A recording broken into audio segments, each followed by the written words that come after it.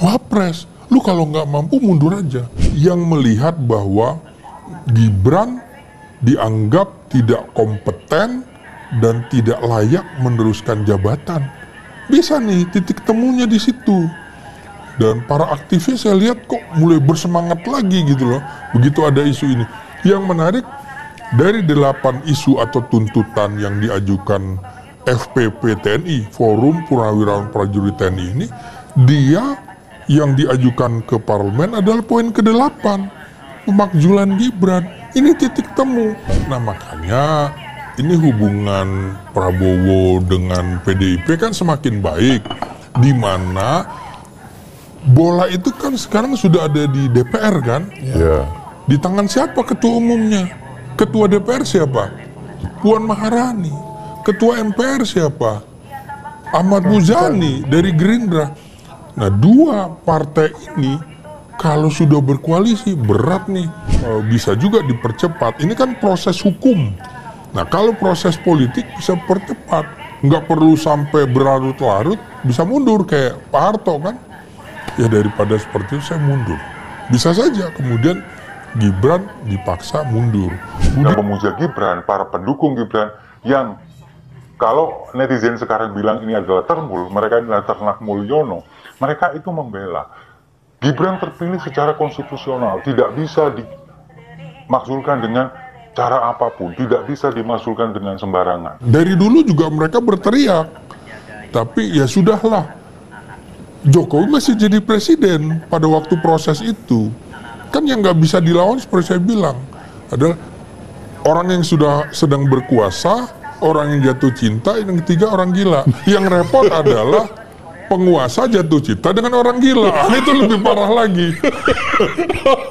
Politisi yang sudah ketagihan kekuasaan, kita nyebut ketagihan dalam arti apapun yang bisa dikenang oleh beliau terhadap 10 tahun itu dan 10 tahun itu membekas di dalam lobus frontalnya, di dalam bagian depan otaknya. Artinya dia akan pakai seluruh pengalaman politiknya untuk menguji apakah dia masih mampu untuk mengatur politik Indonesia atau sebaiknya pensiun. Dan pilihan itu tentu adalah pilihan rasional dari seorang yang pernah ada dalam kekuasaan.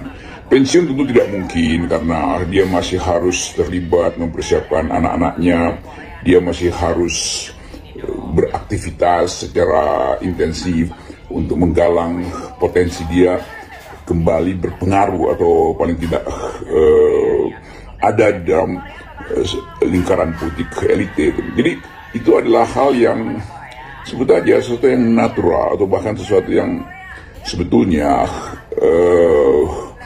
jadi faktor utama untuk menghidupkan, sebetulnya menghidupkan, membuat dia hidup terus-menerus kan.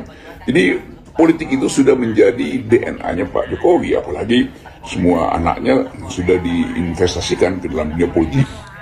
Banyak sekali orang-orang yang takut tidak menjabat, takut tidak memperoleh jabatan dan penghasilan, sehingga kadang-kadang langkah zigzagnya luar biasa.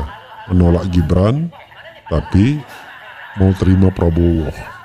Padahal Prabowo dan Gibran itu satu paket yang disadari betul oleh Prabowo. Kenapa dia memilih Gibran? Karena dia pengen menang. Dan dia tahu kunci kemenangan itu di sosok yang bernama Gibran Raka Buming Raka atau GRR. Begitu. Ini apakah akan terjadi? Ya kita tunggu saja.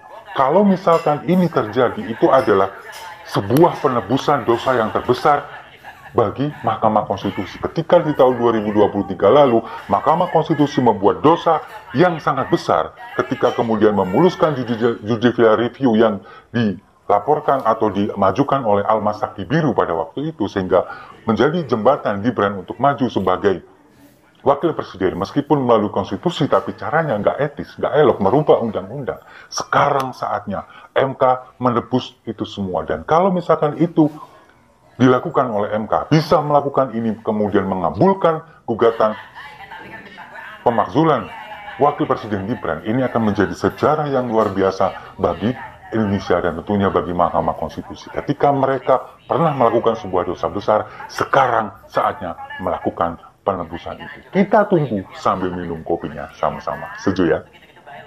Omongan Jokowi yang bisa dimaknai ancaman kepada Prabowo dengan pemakzulan sepaket bisa dimentahkan. Bahkan ada narasi yang sebut bahwa MK akan tebus dosanya atas putusan 90 dengan akan terima usulan pemakzulan Wapres Gibran jika direkomendasi oleh DPR dan MPR. Nah, Raja Jawa semakin terbojok dan panik ini. Ucapan Jokowi terpatahkan, Gibran ternyata bisa dimakzulkan tanpa harus sepaket dengan Prabowo. Pakar Hukum Tata Negara Fakultas Hukum Universitas Jenderal Sudirman Manunggal Wardaya menanggapi pernyataan Presiden Joko Widodo yang mengatakan bahwa Presiden dan Wakil Presiden sepaket dalam Pilpres saat ditanya soal isu pemakzulan putranya Gibran sebagai Wakil Presiden. Menurut Manunggal, Presiden dan Wakil Presiden hanya menjadi satu paket dalam konteks Pilpres, sementara pemberhentian yang saat ini diisukan atau diusulkan hanya untuk satu orang, yaitu Gibran.